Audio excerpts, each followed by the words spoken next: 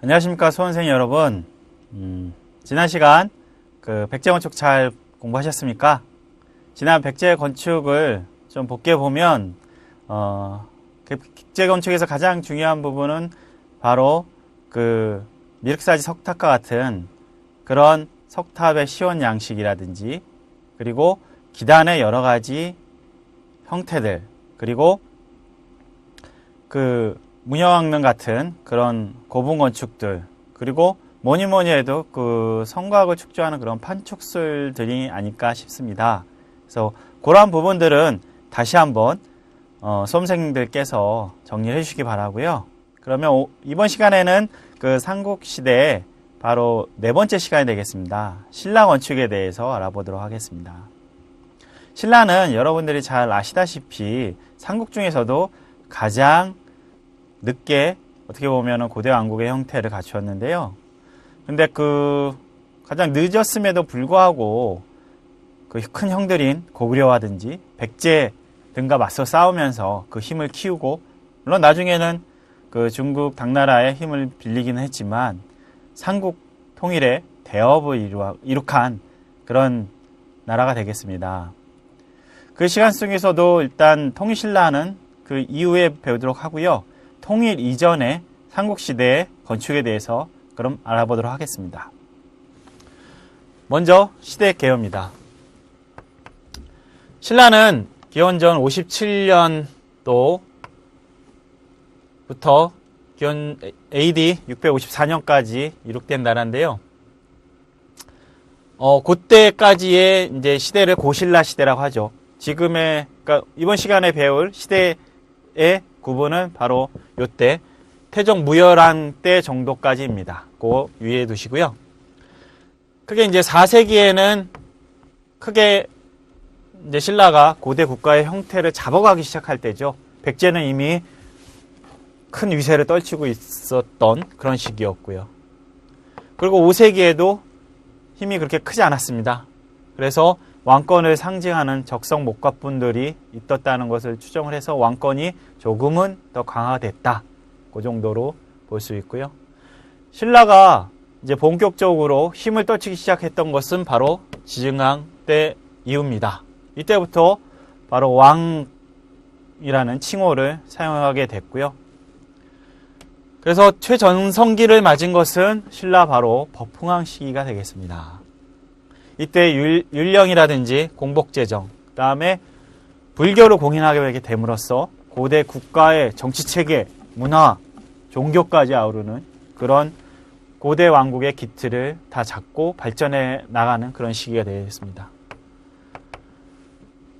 그런 신라가 기반을 통해서 최전성기를 이뤘던 것은 바로 진흥왕 때죠.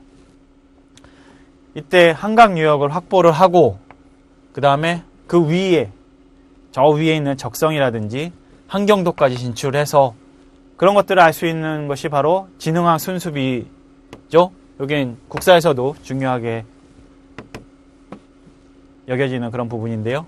단양 적성비라든지 그 다음에 진흥왕 순수비를 통해서 그 당시에 이 진흥왕의 위세를 미뤄 짐작할 수 있습니다. 그리고 소경이라고 하는 지방을 다스리는 그런 중심 지역도 만든 것이 신라의 특성이라고 할 수 있습니다. 다음은 신라의 그럼 사회 문화에 대해서 알아보도록 하겠습니다. 먼저 가장 큰 특성은 여러 가지가 있는데 화백과 화랑도와 골품제가 되겠습니다. 화백은 아시다시피 만장일치 합자 제도로서 중대사를 결정하는 그런 국가 최고의 합의 제도고요. 그 다음에 화랑도는 어린 청년들을 수련하고 연마해서 또 나라를 지키는 전쟁에도 그런 참여하게 되는 그런 나라의 중심 세력으로 키우게 됩니다. 그래서 그런 것들은 바로 골품제라고 하는 골제와 그런 품제를 통해서 신분제를 공고히 함으로써 나라의 기틀을 세워갔던 것을 볼 수 있습니다. 그래서 이런 신라 사회의 문화적 특성을 한마디로 얘기하자 그러면 고구려라든지 백제의 문화를 수용해서 주체적으로 소화한 다음에 그런 것들을 이제 떨쳐나가게 되는데, 초기에는 고구려 백제의 문화를 수용해서 그쳤는데 그 뒤에는 중국 문물을 직접적으로 아까 진흥왕이 한강 유역을 진출하게 됨으로써 중국과 직접 연결할 수 있는, 직접 교통할 수 있는 그런 교통로들이 확보가 되었습니다. 그래서 초기에는 고구려 백제의 영향을 많이 받았지만 후기로 가면서 이 중국 문물에 많은 영향을 받았다는 것이 바로 신라 문화의 가장 큰 특성이라고 볼 수 있습니다. 그리고 그 신라 시대 대규모 건축을 가능하게 했던 그런 대규모 전문 장인이라든지 그런 국가적인 공사 조직들이 있었음, 실제 존재했음을 지금도 남아있는 그런 그 역사서를 통해서 알 수 있습니다. 그리고 굉장히 그런 기술도 발달했다는 것을 알 수 있고요. 그럼 이런 것을 토대로 생성된 신라 도성에 대해서 알아보도록 하겠습니다. 신라 도성은 뭐 잘 아시다시피 서라벌이죠. 그래서 궁성을 기점으로 해서 가로망들을 정비했는데요. 신라 도성의 큰 특성도 바로 산성을 축소하고 나성을 만들지 않았다는 것입니다. 이런 것이 그 나성이 없다라는 것은 뭐 일반적인 것인데요. 이런 산성을 축조를 했다는 것은 그 고구려 백제를 이어오는 그런 도성과 산성과의 관계를 유추할 수 있는 그런 근거가 되고 있습니다. 그리고 산성은 특이한 것은 산성은 석축으로 했는데 궁성은 토성으로 한다라는 것을 지금 남아있는 유구를 통해서 미뤄 짐작할 수 있고요. 그런 본격적인 도성이었던 왕경에 대해서 알아보면 먼저 이제 금성을 박역거세가 금성을 건립을 하게 됩니다. 그 위치는 뭐 명확하게 지금 알려져 있지 않지만 후에 이제 월성을 축조를 하게 되는데요. 이 월성을 중심으로 해서 신라가 이 도성을 확장해 나감을 볼 수 있습니다. 그래서 그 1차 확장의 모습은 월성 동쪽에 있는 동궁 창건을 통해서 알 수 있는데요. 그게 지금에 있는 안압지 위치로 추정을 하고 있습니다. 2차 확장은 월성의 서쪽 및 동남쪽으로 이루어졌는데요. 그때는 정연한 시가로 구성 방식인 격자형 가로라든지 박리재를 사용하고 있으면서 이런 선진의 그런 도성 축조 기법이 이 당시에도 사용됐음을 볼 수 있는 그런 예라고 볼 수 있습니다. 다음 보시겠습니다. 다음은 이제 성곽입니다. 그래서 성곽은 앞서 말씀드렸듯이 이 궁성과 산성의 결합된 형식으로 볼 수 있는데요. 이 궁성을 통해서 왕궁과 관보를 보호하고 산성, 주변에 있는 명화산성이라든지 남산성을 통해서 유사시에 이런 방어의 개념인 산성을 쓰고 있습니다.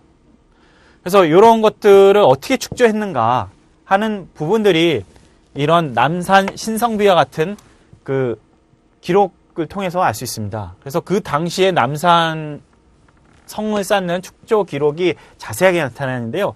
이때 나타난 것들을 통해서 어떤 지방 기술 조직을 어떻게 활용을 했고 그 당시에 어떤 것들을 조직을 하고 사람은 어떻게 썼고 재화는 어떻게 썼는지 했던 그런 기술 조직들의 편제를 알 수 있는 그런 기록도 지금 남아 있습니다. 그리고 신라의 궁성은 바로 월성이 되겠죠. 지금 남아있는 그 반월성이 되겠는데요. 거기에 문지라든지 해자의 유적을 보이고 있습니다. 물론 진평왕 때 여러 궁전을 기록했다는 그런 기록도 나오고요. 그럼 신라 시대의 사찰 건축에 대해서 알아보도록 하겠습니다. 백제와 유사하게 크게 배치 형식은 중문이라든지 탑, 금당을 일직선상에 배치하는 축성상 배치를 보이고 있고요. 그 주변을 담장과 행랑으로 에워싸고 있습니다. 대표적인 사찰이 바로 흑륜사인데요. 그 진흥왕의 국찰로 유명하죠. 그 다음에 우리가 알아둘 곳이 바로 이 황룡사지입니다. 황룡사지 하면은 뭐가 떠오르세요? 예, 황룡사지 구춘목탑이 떠오르죠. 이런 황룡사지 구춘목탑 지금만 가도 그 당시에 물론 초석하고 기단 정도만 남아있지만 그 나무가 없는 그 이름 없는 돌 위에만 앉아 있어도 그 당시에 어떤 위세라든지 분위기, 규모 그런 부분들을 미뤄 짐작할 수 있는데요. 이런 황룡사지는 크게 3차에 걸친 중건으로서 지금에 있는 모습으로 됐을 것으로 추정하고 있습니다. 바로 1차 시기에는 중문과 그 다음에 석탑 정도로 보이고요. 그 다음에 금당과 강당이 있는 이런 인측선상의 그런 사찰이었다라고 보고, 이 강당 옆으로 단랑이라고 해서 이런 회랑이 있었을 것으로 보고 있습니다. 그리고 물론 이 중문 좌우 및 이 옆으로 큰 복랑 회랑이 있었을 거로 보이고요. 이런 정도 간단한 형태로 되지 않았을까 싶었는데 2차 중건 때는 이 탑이 목탑으로 바뀝니다. 그래서 규모도 굉장히 커지고, 그리고 재미난 점은 이 단랑이 없어지고 이런 큰 공간을 형성했다는 것이고, 3차에 들어서면서 이 종루와 경루를 형성했다는 것이 큰 특성이 되겠습니다. 그래서 이런 3차에 걸친 중창으로서 현재 있는 그런 황룡사지 모습을 알 수 있다는 것이고요. 물론 신라에서도 사묘에 대한 그런 기록들이 나타나고 있습니다. 그래서 시조묘라든지 신궁에 대한 그런 기록들을 통해서 사묘가 있음을 볼 수 있습니다.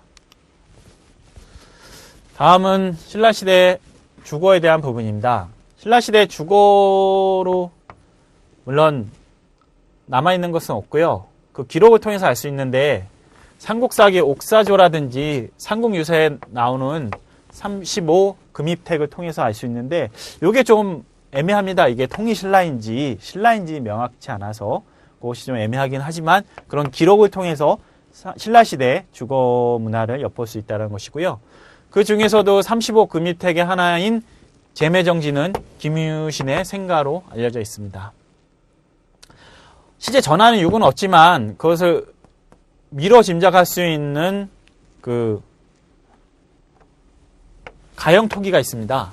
가형토기는 그 당시에 재래에 사용된 잭인데요. 그것을 이제 집처럼 만들었습니다. 근데 집을 만들었다고 하는 것은 그 당시에 집을 만드는 형식과 유사하게 만들었겠죠. 그래서 그 가형토기를 통해서 그 당시에 집 모습을 유추할 수 있다는 것입니다. 그래서 가형토기는 의식과 제 상징으로 이루어진 잭이라고 할 수 있는데요. 그것을 보면은 고상식입니다. 그래서 마루가 높은 고상식이었음을 알 수 있고, 그 다음에 구조는 맞배 지붕의 그런 형태를 가지고 있을 것이고, 그 다음에 삼량가, 옆에서 보면 이런 삼량가 형식이었을 것이라고 보고 있고요. 그 다음에 도리칸이 3칸이고 복칸은 요 1칸인 그런 형태로 볼 수 있습니다. 그 다음에 경주시대의 분묘에 대해서 알아보겠습니다. 경주시대의 분묘는 물론 토광 목각분도 있긴 하지만 경주시대 분묘의 큰 특성은 바로 적성 목각분입니다.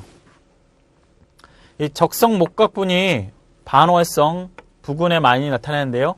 지금 보이는 그런 월성 주변에 있는 큰 고분들, 바로 이때 형성된 그런 고분들인데요.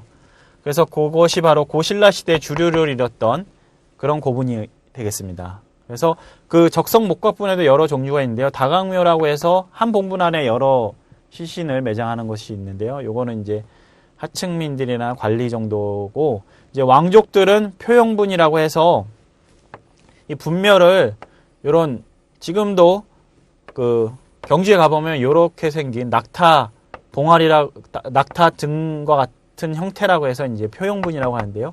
요런 형태의 두 분묘를 연결한 것입니다. 그래서 두 분묘를 연결했다는 것은 이 두 관계가 부부였을 것으로 추정하고 있습니다. 그래서 요런 표용분은 고신라 시대에만 존재하는 유적이 되겠습니다. 그래서 고신라 시대의 특이한 유적은 무엇이냐 했을 때 이런 표용분 유적이 고신라 시대 중요한 유적임을 여러분들이 기억해 두셔야 될 거고요. 그 다음에 보통은 이제 대부분 이제 단장묘가 되겠죠. 이런 커다란 한 봉분 안에 하나의 왕을 모시는 그런 대형 고분들. 우리가 잘 아는 천마총이라든지 금관총, 그 다음에 금연총들이 요때 분묘가 되겠습니다.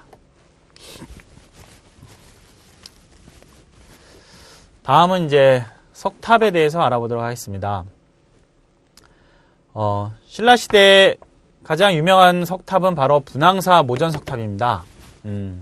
그래서 요거 고신라 시대와 통신라를 구분하는 기준점의 하나로서 또 큰 역할을 하는데요.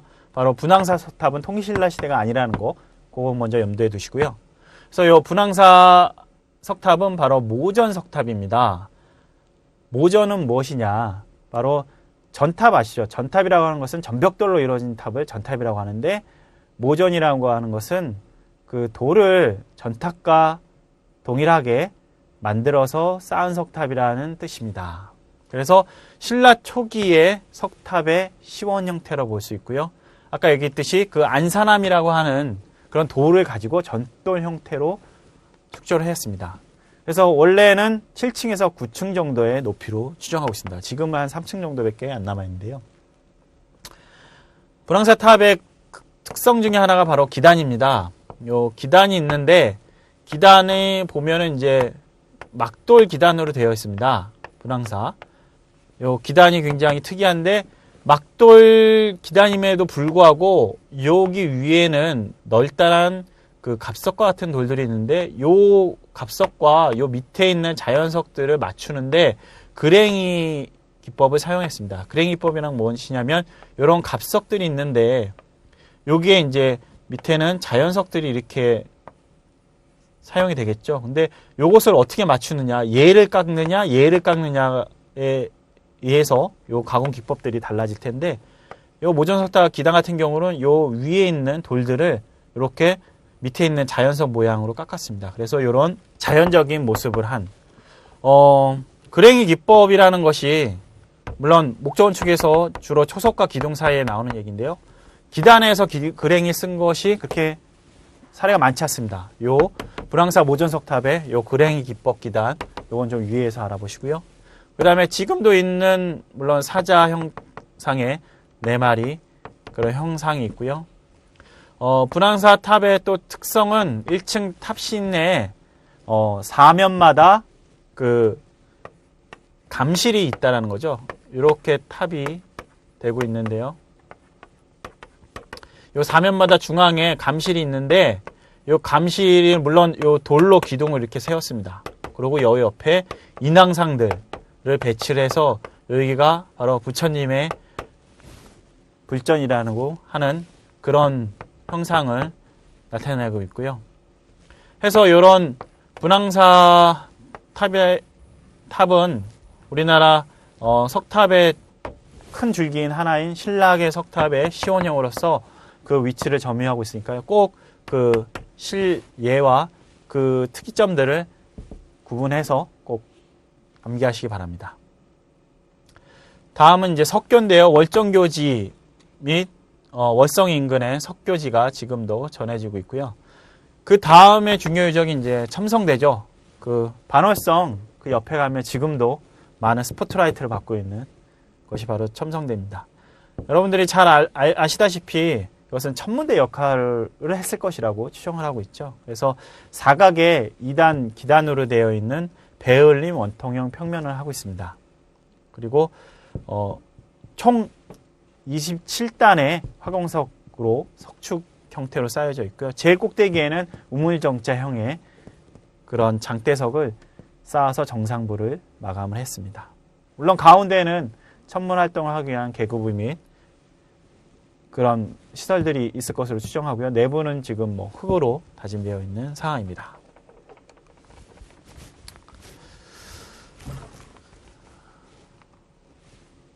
그럼 지금까지 살펴본 그런 신라 건축의 건축 기술을 좀 더 다시 한번 정리를 해보겠습니다. 먼저 그런 공사 조직을 알 수 있는 그런 역사서들 및 기록들이 많이 남아있다고 했죠. 그래서 남산 신성배라든지 황령사 구충 탑 명문, 그 다음에 영천 청제비 같은 곳에서 그 당시에 공사 조직이라든지 기술을 알 수 있는 그런 기록 유물들이 남아있는데요. 그 내용들을 보면 중앙에 관리를 파견해서 지휘 감독을 하게 됐고, 군 단위로서 그런 직영 기술자들이 다 있었다라고 합니다. 그리고 그 하부 노동자들은 일꾼들은 그 지역에 있는 그런 식으로 해서 건축 조형 활동을 했다는 것을 알 수 있습니다. 그래서 굉장히 대규모의 건물 같은 경우는 관리가 파견되고 그 지역에 잘하는 장인들이 있고 그 하층민들은 그 지역의 사람들을 써서 그 당시에 대단히 건축수를 했다는 것을 통해서 그 당시에도 그런 체계적인 조직이 있었고 그 다음에 그런 기능인들을 다루는 그런 직제 및 그 다음에 그런 기술 그 다음에 인력 동원 방식이 있었다는 것을 알 수 있어서 그 당시가 굉장히 조직화되어 있었음을 알 수 있습니다. 그리고 시공 기술에는 그런 판축수를 백제와 마찬가지로 판축수를 써서 그런 큰 규모 같은 경우는 굉장히 기초 판축을 철저히 했다는 것을 알 수 있습니다. 그래서 부재 가공도 살펴보게 되면 물론 실례는 없지만 고분 벽화 및 일본 법륜사 사례를 유추해서 우리가 얼마든지 볼 수 있습니다. 그래서 다른 시대와 마찬가지로 주두, 첨차 서로는 어떤 곡선 처리를 했을 것이고 그 다음에 운영의 첨차도 지금 일본에 보이는 운영 첨차도 사용했을 것이다. 그러니까 구름 문양의 첨차도 사용했을 것이라고 유추할 수 있습니다. 그리고 그런 정교한 건물들을 만들 수 있는 그런 목조 도구, 뭐 자기라든지 대패, 톱 내지는 철제 도구들도 굉장히 발달했을 것으로 추정하고 있습니다. 배치 구성의 특성은 요새적 성격이 짙었지 않나 싶습니다. 그래서 이런 경사지를 축조를 하는데 석축 등을 구성하고 거기에 어떤 수로 및 다로를 놔서 외부와는 좀 격리되는 그런 요새적인 성격의 그런 배치 형식을 썼고 사찰은 아까 황령사지탑과 같이 중문탑 금당식의 그런 배치 형식을 했음을 볼 수 있습니다. 그럼 이것으로써 지금까지 신라시대 건축에 대해서 알아봤는데요. 신라시대 건축에서 가장 특이할 점은 무엇이라고 보세요? 예, 지금도 나타나고 있는 그런 경주에 있는 큰 고대 고분들 있지 않습니까? 그런 고분 등의 형상이라든지 그리고 또 얼마 전에 지금도 한참 복원되고 있는 그 다음에 월정교라든지 그 다음에 반월성 그런 예전의 모습들을 담고 있는 그런 유적들을 통해서 우리가 신라시대의 그런 모습들을 유추할 수 있습니다. 그래서 신라시대를 통해서 지금까지 이제 삼국시대 공부했던 것을 이제 마치려고 합니다. 근데 삼국시대는 그렇게 따로따로 시대적으로 구분할 수 있는 시대는 아니라고 보고요. 그 삼국을 동일하게 놓고 비교 분석하는 것이 중요하다고 합니다.